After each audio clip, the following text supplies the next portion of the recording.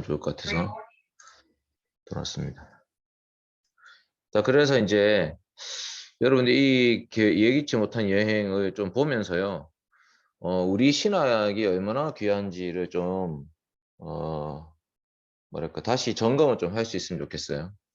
이제 우리가 장로교회에 속해 있긴 한데, 지난번 그 책 나눔하러 오셨던 분들도 좀 느끼셨을 거지만, 성도님들 중에, 어른들 중에 오히려 교육주의 신학에 대해서, 그게 그렇게 중요한 이슈인지, 그다음에 우리가 고신교회를 다니는 게 그렇게 되게 중요한 문제인지를 오히려 잘 인식하지 못하는 분들이 많이 있습니다. 특히 우리 교회는 통합이나 이제 이런 데서 오신 분들도 많이 있어요. 그러니까 이제 고신교회 역사 이렇게 얘기하면 너무 그것만 이제 고집하는 것에 대해서 부정적인 인상을 가진 어른들도 좀 있습니다. 그 저는 여러분들이 이 신앙과 이 신앙 고백 안에 머물렀으면 좋겠다. 한 가지 마음이 있고, 두 번째는, 그냥 머무르기만 하는 것이 아니라, 왜 머물러야 되는지에 대한 확신을 가지고 좀 머물렀으면 좋겠다. 이런 마음이 있어요. 그래서 이제 이 책도 그런 부분에서 되게 도움을 줍니다. 그래서 여러분들이, 개혁주의 신학이라는 것을 이제 밖에서 들어온 사람은 이게 얼마나 귀한지 아는데, 안에 원래 살고 있는 사람들은 잘 모른다. 이거 좀 기억해 주시면 좋겠고, 우리가 우리 유산을 좀 귀하게 여기면 좋겠습니다. 자, 개혁주의 만나다 지은이 머릿말부터 좀 차례대로 보겠습니다. 근데 다음 주에 발표할 사람이 필요한데요. 제가 이제 이거 준비를 해보니까,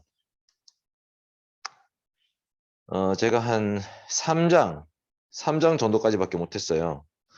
그래서 제 생각에는 이 리더 모임에 오늘 몇 명 와 있습니까? 보자. 네, 오늘 리더 모임 온 사람들이 하나, 둘, 셋, 넷, 다, 일곱, 여덟. 네, 8명인가? 오케이. 그럼 8명이 4장부터 13장까지를, 4장부터 13장까지를 한 장씩 본인이 좀 정리해서 발표해 주면 좋을 것 같아요. 한 5분짜리로 다음 주에 좀 발표하면 좋을 것 같습니다. 그래서 좀 체킹합시다. 한 사람씩 그 책을 좀 펼치면 좋겠는데, 제가 PPT에 그걸 좀 PPT란다. PDF에 제 마지막 페이지에 보면 목차가 있거든요. 원모야, 이거 내 걸로 공유해도 돼? 예, 네 화면 공유 끄고 내 걸로 좀 예. 공유할게. 내 걸로 공유해서 좀 봅시다.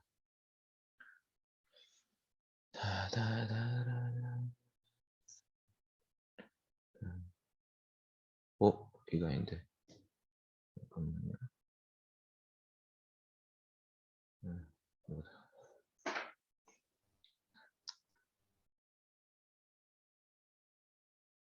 제 노트북이 많이 느리네요. 이것도 아닌데. 거제 영광교. 거제 영광교인가? 거제 영광교. 지금 내가 거제도에 갔다 와서 거제 영광교 얘기 떴구나. 자, 예기치 못한 여행, 교육주의 신학을 만나다. 그래서 오늘 제가 한 3장까지 쭉 차례대로 할 테니까 다음 주에 하시는 분들이 이거를 좀 한번 보세요.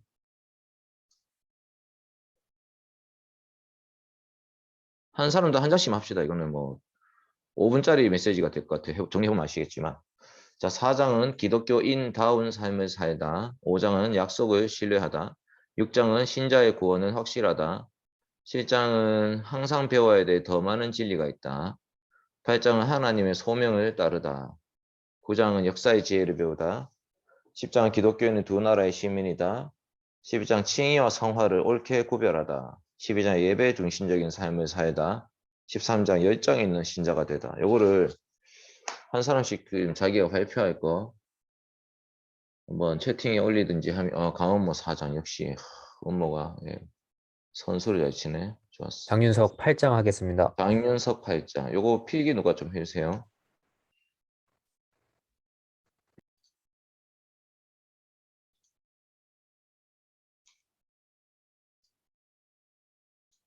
(7장) 예지.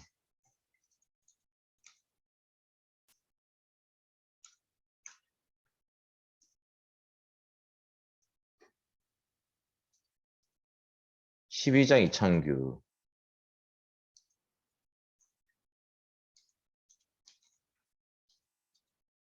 13장 강다현. 혹시 말 안 하는 사람 서주영 10장. 네, 한 명 얘기 안 하는 것 같은데. 누구 말 안 했지? 저 말 안 했는데 뭐 남았죠? 잠시만요. 5, 6, 9, 11. 5, 6, 9, 11. 제가 5 하겠습니다. 5, 장소은. 오성민 9장. 안 온 사람 2명 누구예요? 이정현 안 왔고, 이정현 6장. 또 1명. 신시온 그리고 이마연 안 왔습니다. 신시원 11장. 이마에는 안 왔으니까 3장을 다시 시킬까? 일단은 3장. 제가 이제 3장을 해보니까 3장 좀 덜 했거든요. 그래서 아연이가 다음 주에 3장부터 시작해가지고 하도록 합시다. 오늘 이제 지금 녹화가 되고 있으니까 이거를 나중에 다시 보기를 하면 좋을 것 같습니다. 자, 오케이. 다음 주 할 거 다 됐고. 자, 여러분 이제 읽지 못한 여행을 시작합니다. 보십시오. 이제 부제가 계획주의 신학을 만나다입니다. 그러니까 부제가 놀랍죠. 계획주의 신학을 만나다. 네. 그래서 계획주의 신학을 만나다가 지은이 머릿말에 이렇게 있습니다. 칼빈주의는 기독교 역사상 가장 큰 영향력을 발휘해왔던 신학 가운데 하나인데 그리스도를 위해 가난받는 삶을 고취시켰습니다. 그리고 영적, 지성적인 큰 만족도 가져다 주었습니다. 그러니까 이제 16세기부터 해가지고 1517년 이후로 한 18세기까지 개혁주의가 엄청 꽃을 피웠어요. 그랬는데 이제 우리 시대 20세기 들어와서 그 호소력이 상당히 줄어들었습니다. 그래서 이제 그것을 다시 고취시키는 거를 하는 거예요, 우리가 지금. 특정 기독교 신앙의 영향력을 이해하는 좋은 방법 중에 한 개는 뭐냐면 자서전을 읽는 거죠. 어거스틴도 참회로 고백으로 읽으면 좋습니다. 어거스틴에 대해서 이해할 수 있죠. 한 로마 시민의 회심 이야기를 빌어서 자기 얘기를 하는 거죠. 최근에 복음주의 개신교 유명한 사람들도 개신교를 버리고 로마 카톨릭교를 개정한 케이스가 나타났는데 이것도 이제 성공회에서 카톨릭으로 개종한 어떤 사람의 책 때문에 이제 그렇게 사람들이 넘어가기 시작했습니다.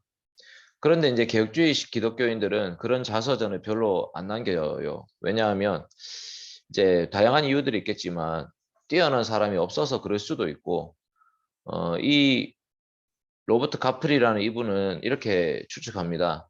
아마도 개혁주의 신자들은 칼빈의 태도를 본받고 싶어하는 듯하다 이렇게 얘기합니다. 칼빈은 자기 자신의 이야기를 남기는 것을 그렇게 좋아하지 않았습니다. 오직 성경 그리고 오직 하나님에 대한 말만 전했습니다. 그래서 이제 이 로버트 카프리는 어떻게 보면 진입장벽을 좀 낮추는 거예요. 자기 개인의 경험을 이렇게 얘기하면서 오히려 이제 그런 개인적 차원에서 개혁주의의 가치와 생명력을 분명히 보여주려고 한다고 이 책에서 말하고 있습니다. 그리고 이 로버트 카프리는 나는 개혁주의 기독교가 가장 훌륭하고 온전한 형태를 지닌 성경적인 종교라고 확신한다라고 하면서 이 책을 쓰고 있는 거죠. 그러니까 이 책을 출판한 지평서원은 이미 독자층을 한 절반 정도는 없애버린 거예요. 이게 이제 기독교 책이니까 다른 종교를 믿는 사람이 이 책을 일단 사지 않겠죠. 그리고 기독교 신앙 중에서도 감리교, 침례교, 뭐 성결교 뭐 이쪽 사람들을 또 다 배제시킨 거예요. 이 책을 이미 처음부터. 그래서 이 책은 장로교 신자들과 일부 개혁교회 신자들이라고 할 수 있는 사람들만 볼 수 있는 일부 침례교도 이제 칼빈주의 침례교가 좀 있거든요. 이제 그 사람들만 이 책을 사실은 읽는 거죠. 왜냐하면 개혁주의 기독교가 뭔지를 알고 싶어하는 이게 정말 가장 훌륭하고 온전한 형태를 지닌 성경적인 종교라고 확신하는 사람들만 읽는 거죠. 반대로 이제 비아냥거리거나 비판하기 위해서 읽는 사람도 있겠죠. 이 책을 읽으면서 개혁주의가 뭐야 하면서 이제 개혁주의 한번 보면 비판하는데 반대로 비판하면서 스며들 수도 있죠. 스며들기. 비며들기라 하죠. 그래서 이제 1장을 보시면 하나님이 만사를 주관하신다. 이렇게 나옵니다. 혹시 요 서론 부분에 질문이나 할 얘기 있으십니까? 제 생각에는 한 챕터에 10분이면 될 것 같은데 없으면 넘어가겠습니다. 언제든지 채팅으로 질문을 올리십시오. 언제든지. 자, 1장 하나님은 만사를 주관하신다. 시편 139편. 각 장마다 성경 본문이 나와요. 그것도 저는 이 책의 어떤 장점이라고 봅니다. 뭐냐면 개혁주의 신앙 고백은 성경을 통해서 나오는 거거든요. 성경 중심입니다.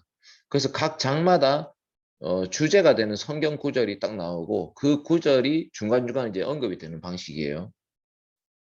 그래서 이제 하나님은 만사를 주관하신다를 보시면 나는 고3 때 수영장에서 처음으로 칼빈주의자를 만났다. 그 사람이 이제 자기 고등학교 친구입니다. 폴 후켄거라는 친구가 CRC라는 교단의 교인이었습니다.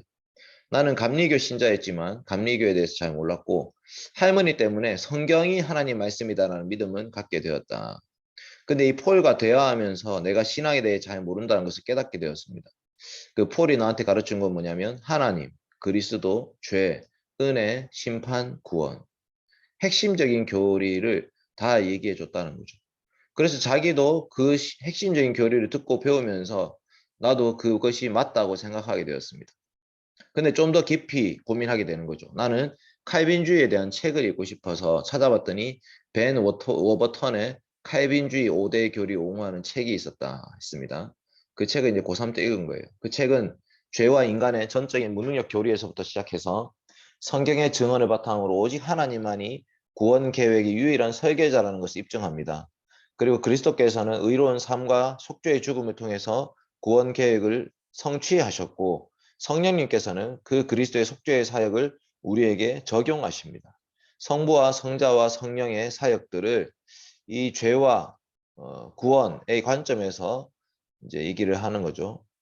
그리고 이제 좀 더 깊이 있는 책을 찾아봤더니 칼빈의 기독교 강요가 또 있었습니다. 그래서 칼빈의 기독교 강요를 읽었더니 칼빈은 교회 역사상 가장 공정하고 성경에 충실한 신학자였다. 그리고 이 칼빈의 기독교 강요를 읽으면서 알게 된 것은 뭐냐면 위대한 주권자이신 하나님께서 만사를 주관하신다는 것입니다. 이게 1장의 제목이죠. 하나님의 만사를 주관하신다. 자기가 이제 고3쯤에 어떤 고민을 했었는지 좀 얘기하고 있습니다. 난 인생의 허무함과 죽음의 현실 그리고 삶의 의미에 대해서 고민하고 있었다. 이렇게 얘기합니다. 전도서 3장 11절을 통해서 그것이 왜 그런가를 좀 알게 됐습니다. 사람들에게는 영혼을 사모하는 마음을 주셨다고 말씀하고 있죠. 그러니까 어느 정도 철이 들고 나면 이 세상이 삶의 끝이 아니라 이 세상 어디서 와서 어디로 가는지, 나의 인생 어디서 와서 어디로 가는지, 지금 내가 이 땅의 현실에 발을 디딛고 살고 있는데 그것이 가진 의미가 무엇인지를 고민하게 한다는 거죠. 어거스틴의 참회록에 보시면 주님께서 주님을 위해서 우리를 지으셨으니 주님 안에서 안식하기까지 우리 마음은 쉼을 얻지 못한다 이렇게 얘기하고 있습니다. 이제 남자들이 사창가를 들락거리는데 어거스틴은 그런 것까지도 신을 찾기 위해서 간다 이렇게까지 얘기합니다. 주님 안에서 안식하기 전까지 우리는 계속해서 그 어떤 신적인 영역을 추구한다라는 거예요. 그래서 나는 성령의 은혜로 칼빈주의 가르침 안에서 안식을 찾을 수 있었다라고 이 저자가 고백합니다. 칼빈주의는 성경의 하나님을 제시합니다. 참 하나님이시고 그분은 자족하시는 분이십니다. 그래서 우리는 하나님께 의존해야 되고 하나님은 스스로 계신 분이십니다. 하나님 불변하시는 분이시고 온전하고 충만하신 분이시고 영원부터 영원까지는 하나님이십니다.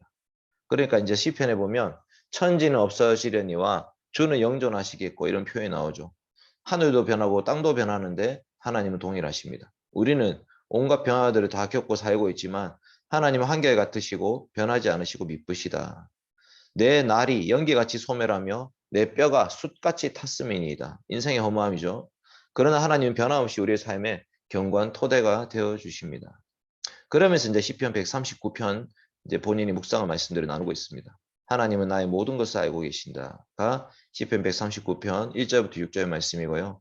하나님은 항상 나와 함께 하신다가 시편 139편 7절부터 12절 말씀입니다. 내가 주께 감사하옴은 나를 지으심이 심히 기묘하심이라. 주께서 하시는 일이 기이함을 내 영혼이 잘 아나이다. 이렇게 고백하면서 하나님 나를 얼마나 잘 아시는지, 하나님 나를 어떻게 인도하시는지에 대한 고백을 하는 것입니다. 성경은요, 자연이라는 그 과정과 자연의 표현이 좀 이상하죠. 피조물의 역사 이렇게 볼 수 있겠죠. 자연 스스로 자자에 그라 연자는 없다고 이승엽 목사님 말했죠. 비가 내린다 아니고 하나님이 비를 내리신다. 바람이 분다가 틀렸고 하나님이 바람을 불게 하신다. 우리는 그렇게 고백하는 겁니다. 그래서 이제 그 모든 해가 뜨고 해가 지고 달이 뜨고 달이 지고 별이 생기고 하늘에 구름이 끼고 이 모든 것들이 하나님 뜻 가운데 이루어진다고 보는 거죠. 시편 139편도 내 형질이 이루어지기 전에 주의 눈이 보셨으며 나를 위하여 정한 날이 하루도 되기 전에 주의 책에 다 기록이 되나이다. 이 시편 139편이 낙태 금지와 관련해서 설교한 적이 있죠, 제가. 왜냐하면 내 형질이 이루어지기 전에 주님이 나를 아셨다. 내 모태에서 내가 직조되기 전에 하나님 나를 아셨다. 이런 표현이 나와요. 하나님이 영원 계획에 따라서 세상을 지혜롭게 다스리십니다. 처음부터 마지막을 내다보시면서 그 뜻을 따라서 모든 일을 이루어 가십니다. 그러니까 우리는 시간으로 보면 시간이라는 어떤 수직선이 있다 치면 그 시간이라는 수직선의 한 부분을 살고 있는데 하나님은 그 시간이라는 수직선 전체를 다 보고 계시는 거죠. 공간적으로도 그렇죠. 우리는 이 지구상이라는 공간 속에 대한민국, 경북, 포항시, 북구 혹은 남구 어느 한 지점에 살고 있지만 하나님은 시 공간을 초월하신 분이시기 때문에 이 타이밍에 지금 전 세계를 보고 계시는 거죠. 그래서 시 공간적으로 하나님은 어느 한 부분에 속하신 분이 아니라 전체를 보고 계시는 분이십니다. 시편 139편 6절도 이 지식이 내게 너무 기이하니 높아서 내가 능히 미치지 못하나이다. 하나님의 그 전지하심이라는 것에 대해서 우리는 다 헤아릴 수가 없습니다. 그래서 로마서에서도 고백합니다. 깊도다 하나님의 지혜와 지식의 풍성함이여 그의 판단은 헤아리지 못할 것이며 그의 길은 찾지 못할 것이로다. 놀라운 하나님의 구원 역사를 노래하고 있습니다. 왜냐하면 이스라엘의 넘어짐으로 이방인이 구원에 이르렀고 이방인의 구원을 통해서 또다시 이스라엘이 질투함으로 다시 회개케 하여 돌아서게 되는 그런 구원 역사. 이방인과 이스라엘의 그런 관계 역사를 통해서 하나님은 마침내 참 이스라엘 전체가 온 이스라엘이 구원받게 되는 것을 말하기 때문에 로마서 11장도 와 하나님의 지혜와 지식의 부여함 우리가 깨달을 수 없다 이렇게 얘기해요. 처음에 나는 이 로버트 가프리가 창조보다는 역사에 나타난 하나님의 권능을 더 많이 생각했습니다. 이 역사적 사건에는 역사의 질서 그리고 의미 그리고 목적이 깃들어 있다고 생각했던 거죠. 그리고 모든 역사적 사건의 배후에 하나님이 계신다는 것을 확신하게 되었습니다. 그래서 하나님이 그 모든 것들, 이 위대한 계획에 따라서 이 모든 것들, 역사와 만물을 통치하신다는 것이 바로 섭리라는 교리죠. 섭리. 하나님은 창조하실 뿐만 아니라 섭리하시는 분이시다. 그래서 하이데베르크 교리문답 27문에 보면 섭리는 모든 것에 미치는 하나님의 전능한 능력이다. 모든 것은 아버지 같은 손길을 통해 이루어진다. 이렇게 말씀하고 있습니다. 28문도 이것은 이 섭리의 목적은 뭐냐면 우리로 하여금 역경 속에 인내하게 만들고요. 번영 속에서도 감사하게 만듭니다. 이 섭리의 교리를 모른다면 역경 속에서 좌절할 수 있고 번영 속에서 교만할 수 있겠죠. 그러나 우리는 이 섭리를 믿기 때문에 인내하고 감사하면서 장래 일에 대해서도 하나님 아버지를 굳게 의지하게 하고 어떤 피조물도 그분의 사랑의 소리를 끊을 수 없다고 확신하면서 이 길을 걸어가게 되는 것입니다.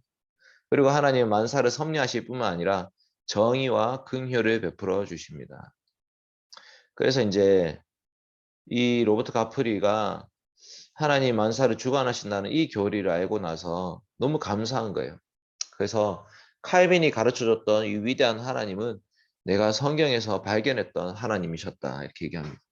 그래서 나는 그 하나님 앞에서 성실한 삶을 살아갔다. 책임 있는 삶을 살아가게 되었다.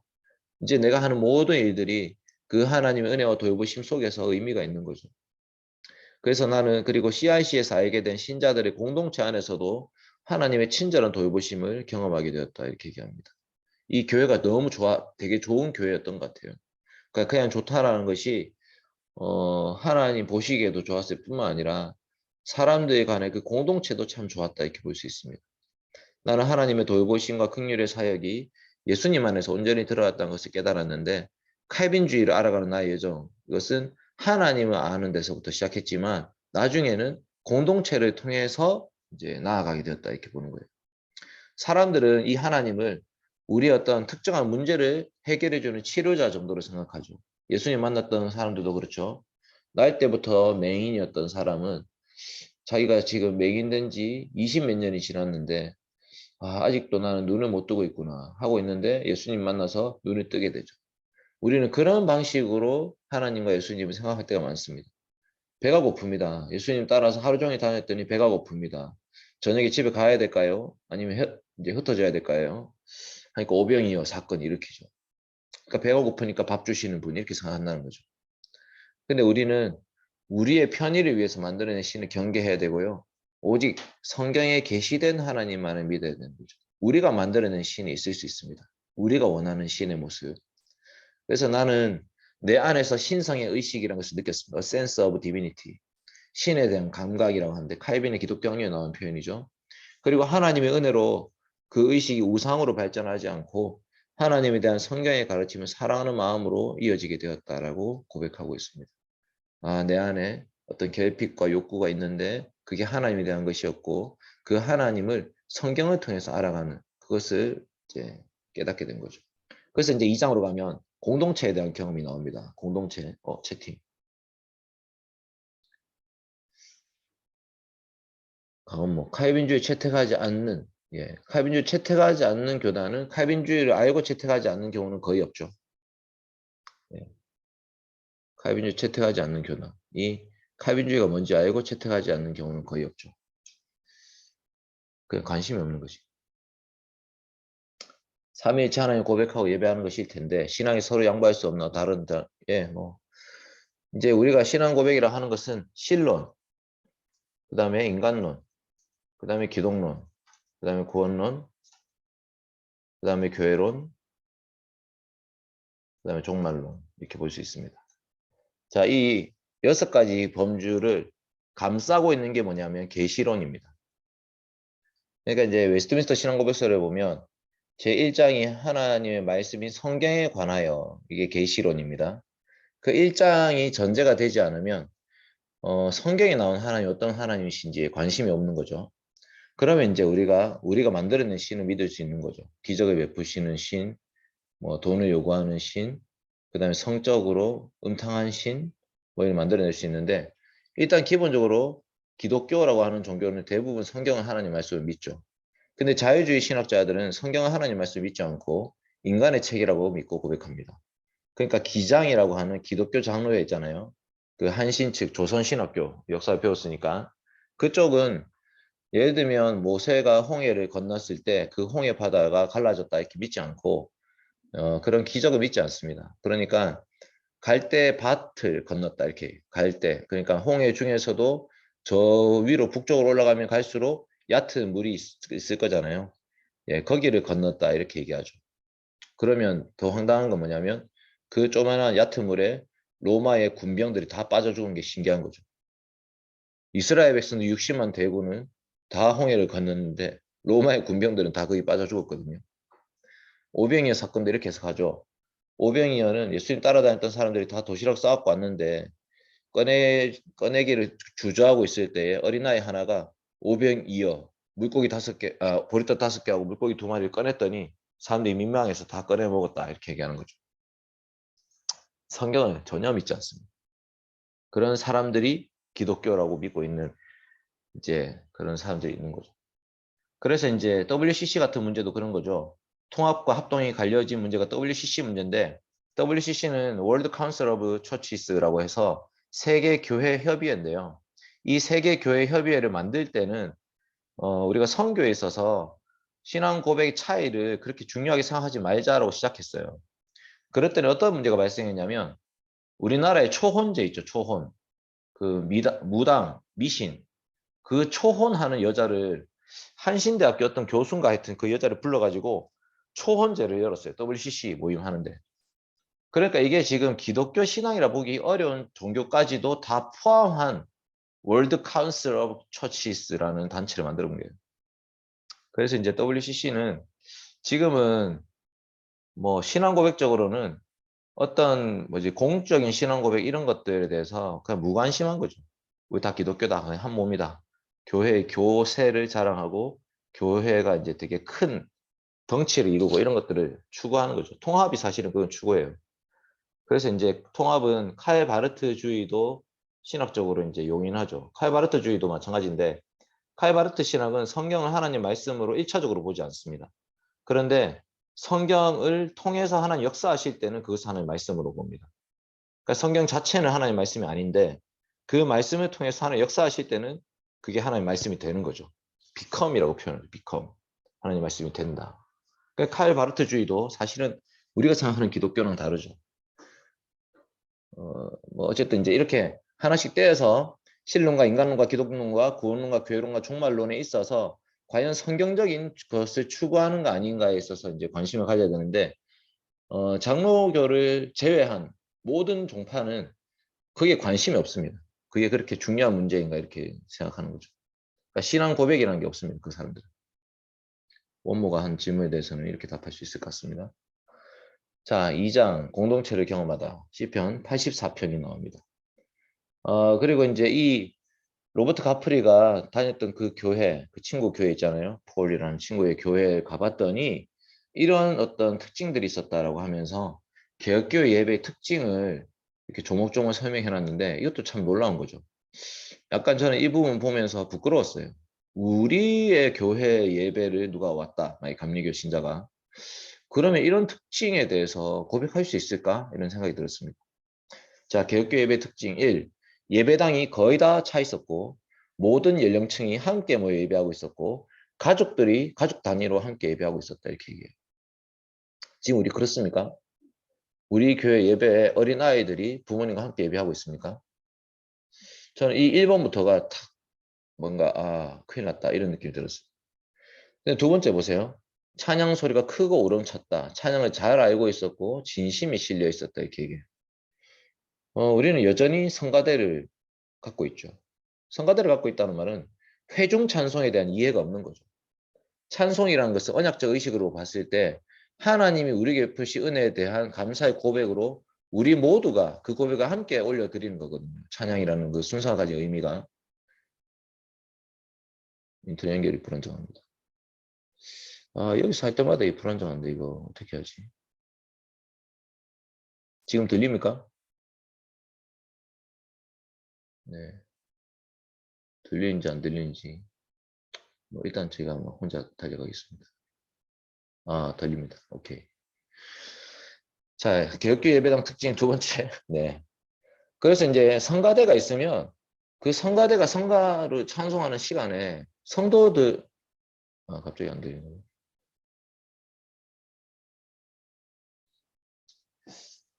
네. 와이파이 핫스팟을 좀 켜가지고.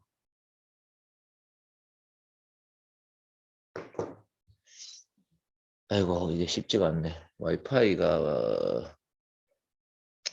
해킹은 그렇게 잘 된다고 하던데. 일단은 제 걸로 한번 해봅시다. 될지 안 될지 모르겠네요.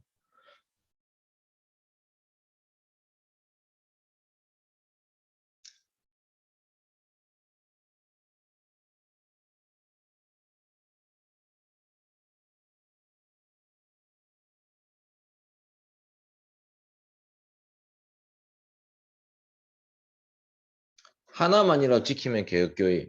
그 하나가 뭐죠? 창규야. 이 하나가 목사님, 어. 아까 말씀하신 특징들이 전부 다 들어가 있어야 개혁교회인지 음. 거기서 하나만 있어도 개혁교회인지가 궁금합니다. 저희 교회 같은 경우는 많이 없잖아요. 거기서 특징이. 그거는 이제 특징을 말하는 거는 이제 로버트 가프리가 경험한 걸 얘기하는 거고 그 앞에 이제 제가 원모한테 했던 대답은 계시론부터 해가지고 신론, 인간론, 기독론, 교회론, 구원론, 종말론이잖아요. 그 전체가 총체적으로 들어가는 게 개혁주의 교회죠.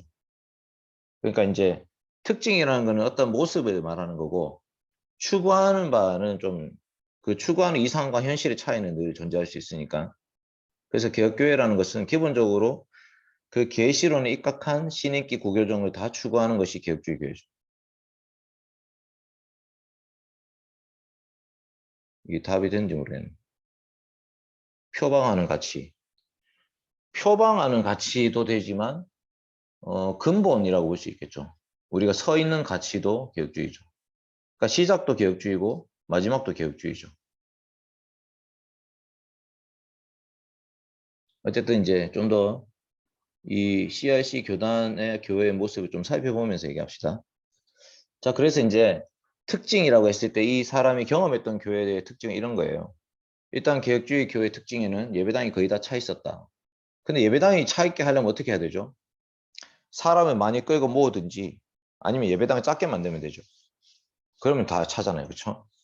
그러니까 사실 이거는 뭐 이거 가지고 개혁주의 교회다 이렇게 얘기할 수는 없는 말이죠. 그런데 이제 예를 들면 모든 연령층이 다 함께 모여 예배한다라는 것은 언약 공동체에 대한 개념이 있는 거죠. 그래서 우리 교회 같은 경우에 어린이부터 어른까지 다 같이 모여서 예배하는 가에 있어서 이제 좀 의문이 있잖아요. 지금 현재 상태에서는 각 부서별로 흩어져서 예배드리고 있는데 과연 이게 이제 개혁주의 교회를 잘 보여주고 있는 것일까에 대한 의문을 좀 가질 수 있는 거고 가족들이 함께 예배드리는 것인가에 있어서 좀 고민을 할 필요가 있습니다. 근데 현실적으로 우리는 만약에 우리가 2부 예배 시간에 각 부서에 흩어지지 않고 다 같이 모여서 예배 드린다고 만약에 친다면 그러면 우리 교회는 예배당이 일단 부족하죠. 2부 예배 시간에 다 같이 앉을 수가 없어요, 지금.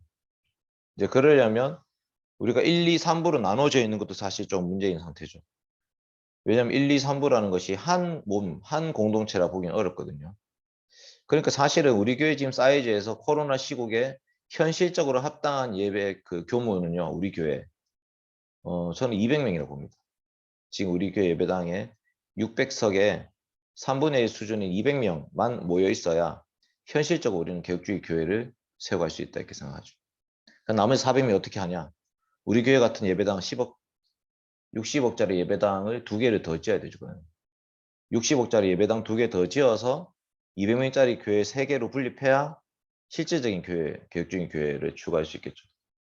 그래서 지금 이거는 뭐 지금 현재로서는 불가능하다 이렇게 보는 거죠.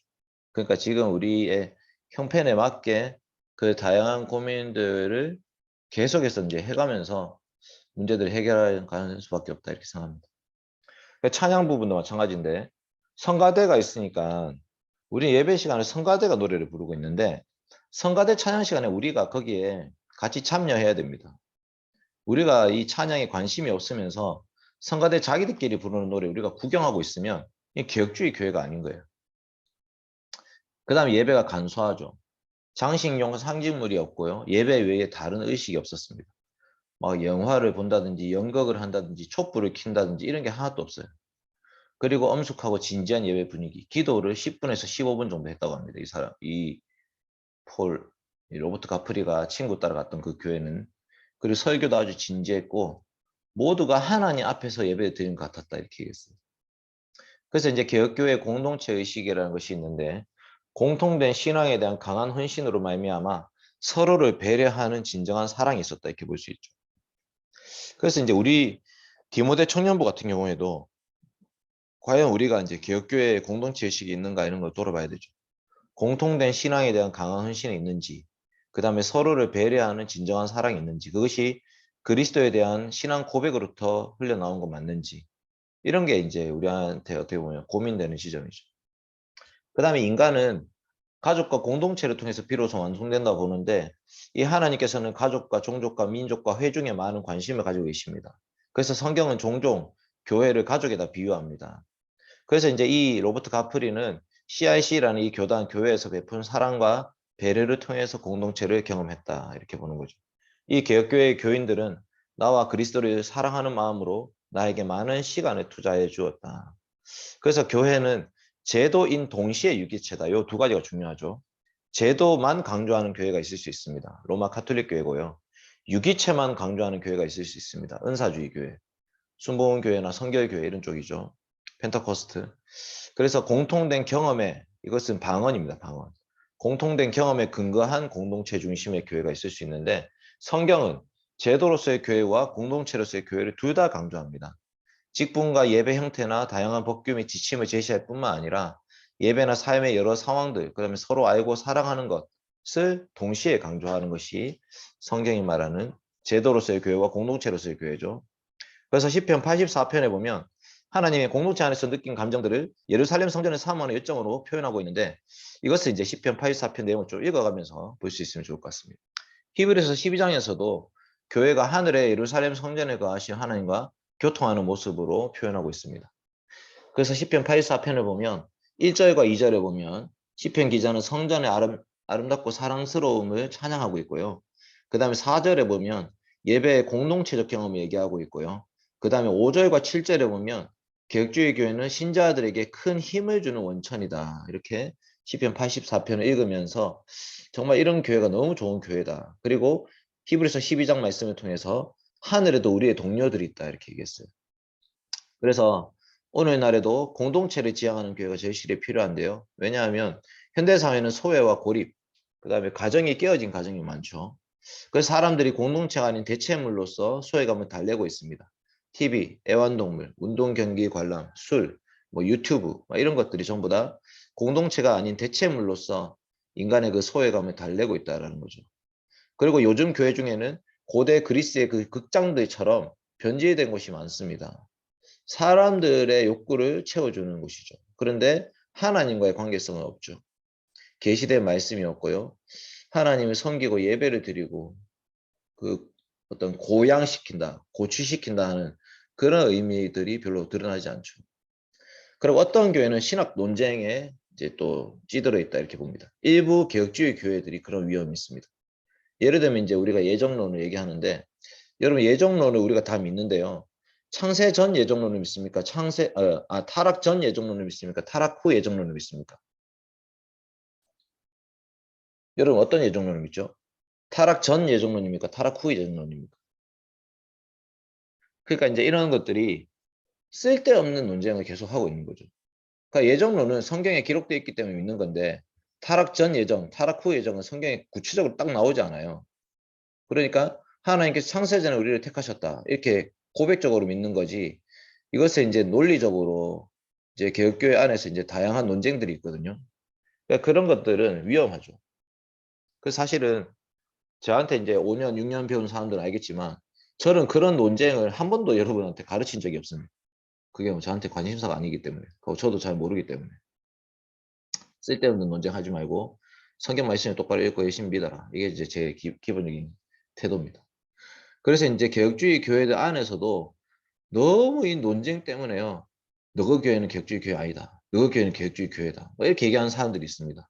예를 들면 어떤 교회는 하이델베르크 받아들이면 개혁주의 교회고 웨스트민스터 받아들이면 개혁주의 교회 아니다. 이렇게 얘기하는 사람이 있어요. 반대도 있습니다.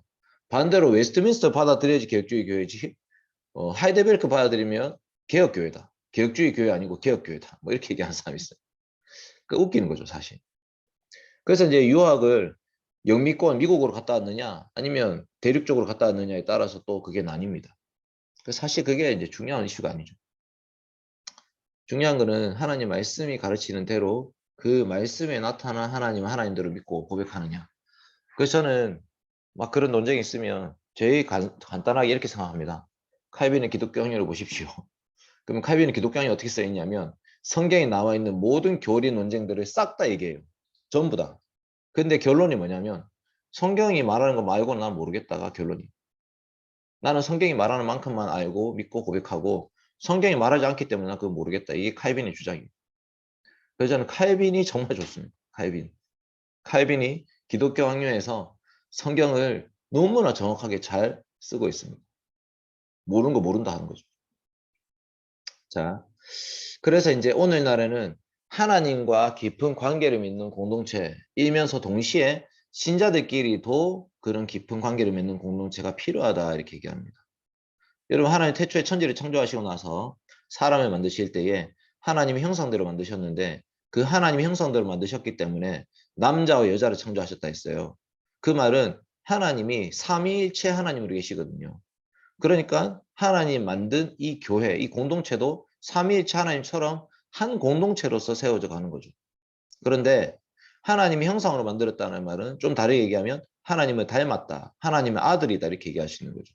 그 말은 하나님과 소통하는 존재로 만들었어요. 이 세상 어떤 피조물도 하나님과 소통하는 존재는 아무것도 없습니다. 개가 하나님 믿을 수 있겠습니까? 고양이가 하나님 믿을 수 있겠습니까? 붕어가 하나님을 의식할 수 있을까요? 이 세상 그 어떤 피조물도 하나님의 존재와 소통할 수 있는 존재가 아무것도 없죠. 오직 사람. 하나님의 형상대로 지음받은 사람만이 하나님과 소통할 수 있죠. 그래서 우리는 하나님과 교통하면서 사람들끼리도 공동체를 함께 세워가는 것이고요. 그러면서도 온 세상을 다스리시는 하나님의 뜻에 따라서 이 땅을 다스려갈 사명을 부여받았습니다. 이게 바로 개혁주의 교회입니다. 그래서 하이델베르크 교리문답 86문답에도 나오죠. 선행에 힘써야 될 이유가 나옵니다. 우리의 경건한 삶을 통해서 이웃들을 그리스도께로 인도하기 위함이죠. 이게 바로 우리의 선행의 어떤 필요성입니다. 3장으로 넘어가면 이제 성경에 익숙해지다.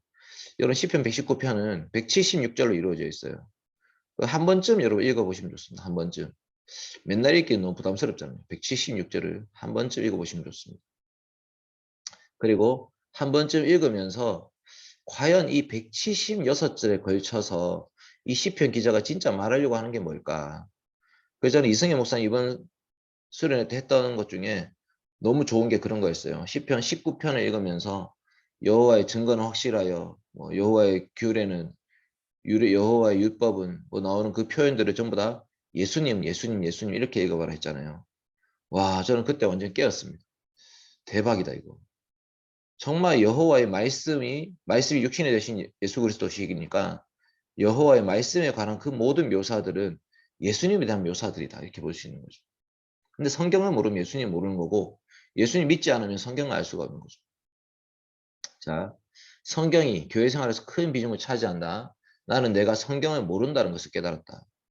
사실 이 부분은 우리도 마찬가지죠. 우리가 교회 생활을 열심히 하긴 하지만 성경은 사실 잘 몰라요. 그러니까 이번 수련회 같은 경우 중요한 거죠. 성경을 그대로 통째로 가르치는 거. 근데 이제 사람들이 이렇게 착각합니다. 성경이 조금 익숙해지면 성경을 알고 있다고 생각하는 거죠. 그런데 사실 내가 성경 아는지 모르는지를 여러분 스스로 점검하고 싶으면 이렇게 하면 됩니다. 여러분 조원들한테 성경 한번 가르쳐 보십시오. 오빠 요나서가 뭐예요? 이렇게 물어보는 운동원 그 청년 회원이 있으면 그 오빠가 되는 예를 들면 윤석이나 오빠 누구야? 주형이나 성민이가 요나서 내가 한번 가르쳐 줄게. 일로 와봐. 요나서는 이런 거야. 한번 가르쳐 보십시오. 그러면 뽀록이 납니다. 성경을 모르는 거. 의외로 내가 성경 안다고 생각하고 있지만 막상 성경을 가르치려고 하면요. 예수님의 행적, 예수님 태어나서 십자가에 죽고 부활할 때까지 어떤 길을 걸어오셨는지 한번 말씀해 보세요. 이렇게 물으면 할 수 있는 말이 생각보다 거의 없습니다. 그러니까 여러분 성경을 한번 가르쳐 보면 압니다. 나중에 이제 결혼해서 아이를 낳잖아요. 그럼 그 아이의 성경을 가르쳐야 되거든요. 그때가 되면 그래서 이제 여러분들 부모님한테도 한번 거꾸로 물어보세요. 엄마 나 지금 성경 잘 모르겠는데 히스기야 어떤 왕이야? 이렇게 한번 물어보세요. 그러니까 이제 성경을 진짜 알고 싶으면 질문을 하면서 이제 우리는 배워가는 거예요. 생각보다 우리가 성경을 잘 모릅니다. 진짜. 그리고 이제 이 로버트 가프리가 성경에 대한 관심을 가지기 시작했고 호기심을 느꼈고요. 교인들이 그런 나를 정성껏 도와줬다. 이렇게 얘기합니다. 정성껏 도와줬다. 그러니까 너무 좋은 교회를 다녔던 것 같아요. 이 사람이. 그러니까 개혁교회에 대한 이 완전 환상이 지금 젖어 있습니다. 와 어떻게 이런 교회가. 그리고 성경이 기독교 신앙의 핵심이라는 사실을 경험하고 깨달았다. 개혁교회에서는 성경의 중요성을 눈으로 확인할 수 있다. 강대상 위에 큰 성경책을 펼쳐놓고 있었다. 그리고 교회에서 성경을 광범위하게 사용하더라. 예배 설교 때도 성경을 주의 깊게 해설하고 적용하는 데 초점을 맞추고 있었고 그 다음에 예배 때 성경 구절 자체를 상당히 많이 읽었다. 저번에 제가 고린도전서 15장을 58절까지 다 읽은 적 있잖아요. 사실은 원래 예배 시간마다 구약 한 장, 신약 한 장 읽어가는 것이 어떤 개혁교회 전통입니다. 기본적으로 예배 시간마다 구약 한 장, 신약 한 장. 그러면 시간이 어느 정도 걸리냐면 그 두 장에 한 3분 정도 걸려요. 3분. 사도신경 12문장 고백하는데 1분 정도 걸리거든요. 이제 우리가 같이 고백하는데 그래서 성경을 좀 깊이 읽는 데 시간을 투자할 필요가 있습니다. 그 다음에 주일학교 학생부에서 뭐 했냐면 성경 공부를 했다 이렇게 얘기합니다. 그러니까 이제 이 사람의 경험이 이 교회는 진짜로 성경을 중요하게 생각하는구나. 그리고 성경을 다루는 태도도 진지했다라는 거죠. 교인들은 성경을 공경했다 합니다. 성경을 무겁게 대했다 이렇게 되죠. 성경을 다루는 일이 진지하고 신성한 일이기에 무릎을 꿇고 읽기도 했다. 성경 말씀을 펼칠 때마다 무릎을 꿇고 읽는 거죠. 대단하지 않습니까? 이런 교회를 다니다니. 그 다음에 교인들은 확신해가지고 성경을 읽었다. 성경 전체를 하나님 말씀으로 여겼다. 시편 119편에 반복해서 나오는 표현이 뭐냐면 주의 말씀입니다. 주의 말씀. 주의 말씀. 이 말씀의 소유권은 주님께 있습니다. 그냥 내가 성경을 읽었습니다. 이렇게 얘기하는 게 아니고 주의 말씀, 주의 말씀, 주의 말씀. 그러니까 이제 시편에 이 다윗이 이 편지를 이 시편을 쓰면서 주의 말씀이 나를 회복하고 구원해준다. 주의 말씀이 진리다. 주의 말씀을 통해서 나를 깨닫게 하소서. 주의 말씀에 노래하리다. 그러니까 주의 말씀에 대한 이런 고백들이 시편 119편에는 가득합니다. 가득. 그래서 성경은 경외심을 불러일으킨다 이렇게 되어 있죠. 주의 증거들은 놀라움으로 내 영혼이 이를 지키나이다. 주의 명령하신 그 증거들은 의롭고 지극히 성실하니이다. 주의 의는 영원한 의요 주의 율법은 진리로소이다. 주의 증거들은 영원히 이루시니 나로 하여금 깨닫게 하사 살게 하소서. 그러니까 이 성경이요 마치 하나님만큼 중요한 분으로 값어치가 있는 거죠. 그 다음에 성경은 믿음과 삶에 대한 확실한 지침을 제시합니다. 그래서 성경에서 지혜를 얻을 수 있습니다. 나를 원수보다 지혜롭게 하나이다. 나의 명철함이 나의 모든 스승보다 나으니이다. 나의 명철함이 노인보다 나으니이다. 시편 119편에 이런 구절들이 나오는 거죠. 그러니까 하나님 말씀을 통해서 세상 속에 살아갈 수 있는 지혜를 얻습니다. 그리고 주님 앞에서 살아가는 필요한 지혜를 공급받고요. 그 자체로 온전하고 충족합니다. 성경을 의지하는 사람이 더욱 지혜롭습니다. 성경은 어두운 곳을 환하게 밝혀줍니다. 죄로 깨닫게 해주는 기능을 하고 있는 거죠.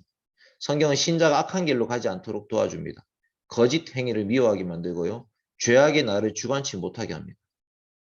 그래서 성경을 대하는 개혁교회 교인들의 태도라는 것은 성경의 내용에 대해서도 진지합니다. 내가 개혁교회에서 배운 것은 성경 스토리가 아니었다. 이렇게 얘기합니다. 여러분 지금 스토리 바이블, 스토리 성경을 자꾸 우리가 이제 배우고 있는데, 읽고 있는데 주일학교마다 지금 다 그렇게 하고 있죠. 물론 이제 성경 스토리가 필요하죠. 그런데 성경 스토리만 배우면 어떻게 되느냐? 한계가 있다 이렇게 됩니다. 한계. 모세 오경의 율법이나 시편이나 잠언이나 선지자들의 환상이나 서신서의 교훈 그런 거 배울 수 없게 된다는 거죠. 그런 성경 구절들은 다 빠져요. 스토리텔링으로 가득한 아담, 그 다음에 가인, 아벨, 그 다음에 노아 이야기, 그 다음에 아브라함 이야기, 이삭, 야곱, 그 다음에 요셉, 그 다음에 모세, 그 다음에 사사기, 여호수아, 그 다음에 다윗 뭐 이렇게 내려가는 이 스토리텔링만 쭉 배우게 되는 거죠. 그래서 그런 식의 접근 방식은 한계가 있습니다. 그리고 많은 복음주의자들이 성경 이야기를 찬송가 제목으로 사용하고 있습니다. 다니엘처럼 용감하라 이렇게 예를 들어놨죠. 그러면 성경책이 어떻게 되냐면 우리에게 도덕책이 되는 거죠. 도덕책. 자, 그래서 다니엘 이야기의 핵심은 이런 겁니다. 하나님 자기 이름을 위해서 한 민족을 어떻게 보존하셨는지를 보여주십니다. 하나님은 저 포로에 잡혀간 그들을 통해서 그리스도, 즉 하나님 백성들을 그들의 죄에서 구원할 메시아를 보내기 위해 그들의 원수들의 온갖 위협에서 보호하고 계심을 보여주십니다. 바벨론이란 나라 속에서 하나님 백성들이 어떻게 살아남았는지, 페르시아란 나라 속에서도 하나님께서 하나님 백성을 어떻게 보존하시는지가 다니엘의 핵심이라는 거죠. 그런데 이제 사람들이 이렇게 제목을 붙입니다. 엘리야처럼 심신을 고갈시켜서는 안 된다. 솔로몬에게 배우는 5가지 재산관리 방법, 스트레스 극복법, 재산관리법, 자녀 양육법 이런 식으로 제목을 붙였습니다. 이것은 지역사회에 대학에 개설되어 있는 강좌 제목이 아니고 교회 주보에 등장하는 설교 제목이다 이렇게 얘기합니다. 통탄할 거죠. 성경이 원래 말하고 있는 것에 대해서 관심이 없는 거죠. 우리가 써먹기 위해서 성경을 이용해 먹고 있는 거죠. 여러분 성경은 소재가 아닙니다. 설교의 소재로서 성경을 써먹는 게 아니라 성경이 주제입니다. 성경이 가르친 하나님이 주제이시고 그 성경을 소재로 삼아서 성경의 주제를 가르쳐야 되죠. 그런데 이제 성경을 지금 소재로 써먹고 있는 거죠. 내가 가르치고 싶고 설교하고 싶은 내용의 성경 구절을 인용해서 막 써먹는 거. 이건 성경의 하나님의 진리이십니다. 성경의 진리라는 것은 하나님 안에서 일관성을 가지고 있습니다. 그러니까 이 일관성이라는 것이 중요하죠. 아까 얘기했던 계시론부터 해가지고 신인기, 구교종 이 전체 통째로 성경 말씀에서부터 나오는 일관성을 유지해야 됩니다. 성경은 예수 그리스도 안에서 선택받은 백성을 구원하시려는 하나님의 계획과 활동을 점진적으로 계시하고 있습니다. 오늘날 많은 사람들이 교리를 싫어하죠. 그런데 교리라는 것은 가르침입니다. 가르침. 성경이 교리를 포함한다 이 말은 성경이 가르침을 전하고 있다 이런 말과 같습니다. 그래서 개혁주의 신자들은 성경 내용을 간결하게 요약할 수 있는 체계가 있다고 믿고요. 그 요약된 교리 체계는 교회의 신앙 고백, 교리 문답을 통해서 표현되고 있습니다. 그래서 개혁주의 교회에서는 끊임없이 교리 문답과 신앙 고백과 이런 것들을 계속 반복해서 가르치고 배웁니다. 성경의 요약이죠. 근데 이제 다른 교회들은 그런 데 관심이 없습니다. 기도 마치겠습니다. 하나님 아버지 감사드립니다. 예기치 못한 여행을 다녀왔던 로버트 가프리가 저희들도 예기치 못한 여행으로 인도하고 있습니다. 하나님 아버지 저희들이 고신교회에 소속되어서 장로교회의 신앙 고백을 함께 배우며 이것이 또 얼마나 귀하고 값진 것인지를 다시 생각하게 됩니다. 세상에 수많은 교파와 교회들이 있지만 정말 하나님의 말씀대로 믿고 말씀대로 공경하고 말씀대로 예배드리고 말씀대로 가르치려고 하고 말씀대로 살아가려고 하는 그런 교회가 많지 않고 그저 교세를 부풀리고 좋은 게 좋은 거라 생각하고 교회만 키우면 된다 이렇게 생각하는 교회들이 너무나 많습니다. 하나님 이런 시대 가운데 저희들을 장로교회 교인으로 불러주셨사오니 저희들 더욱더 하나님 말씀을 진지하게 대하게 하여 주시고 주일날 드리는 그 예배 하나님 말씀을 따라서 경건하게 드릴 수 있도록 도와주시옵소서. 아버지 하나님께서 기뻐하시는 삶이 무엇인지 하나님 말씀 통해 배우게 하시고 그 말씀 온전히 복종하게 하여 주시옵소서. 감사드리며 예수님의 이름으로 기도드립니다. 아멘. 자, 임원들과 조교들 혹시 하고 싶은 얘기 있으면 한마디씩 해주십시오. 조교 먼저 하겠습니다. 이제 3월 첫째 주부터는 개강하고 새로운 조가 짜여져야 돼가지고 이제 곧 조장 특방에 따로 공지도 올릴 예정인데 내일 그거를 조사해주면 좋을 것 같아요. 그 지금 현재 디모데 참석하고 있는 조원들한테 다음 학기에 혹시나 디모데 참석이 어려운 친구들이 있는지 조사해서 보내주시면 됩니다. 예를 들어 막 지원이 같은 애들 있잖아요. 그런 거 해서 내일 톡방에 그냥 올려주시면 됩니다. 그거는 따로 또 그 공지를 해놓을게요. 그리고 그 회장님 그 뭐지? 그 지금 방학 중이라서 방학 때 지금 본가가 있는 친구들 있잖아요. 그 친구들 조사 위해서 그 전체 톡방에다 공지 하나 글 짧게 제가 하나 올려도 될까요? 네, 네, 감사합니다. 저는 끝입니다. 네, 저 임원 측 오늘 네, 전달하겠습니다. 내일 32기 이민재 형제가 마지막입니다. 이제 카이스트, 대전의 카이스트로 가게 되어서 내일 작별 인사를 할 것 같고, 또 내일이 마지막 조 모임이 될 것 같아요. 27일이 기수 모임 예정이라 가지고 내일 조원들이랑 마지막 조 모임 해주시면 될 것 같습니다. 그리고 지금 코로나 확진자가 계속 늘어나서 저희가 빵 먹는 문제가 빵 먹고 우유 먹고 이렇게 뭘 먹는 문제가 되게 조심스러운데 혹시 조원들이랑 얘기할 때 이것 때문에 모임이나 혹은 오후 예배나 이렇게 교회에서 예배 드리는 거에 있어서 좀 불편하거나 힘든 점이 있는지 좀 저희가 좀 파악하고 싶어서 그런 것들 조원들이랑 좀 얘기해보고 저한테 말씀해 주시면 좋을 것 같아요. 이상입니다.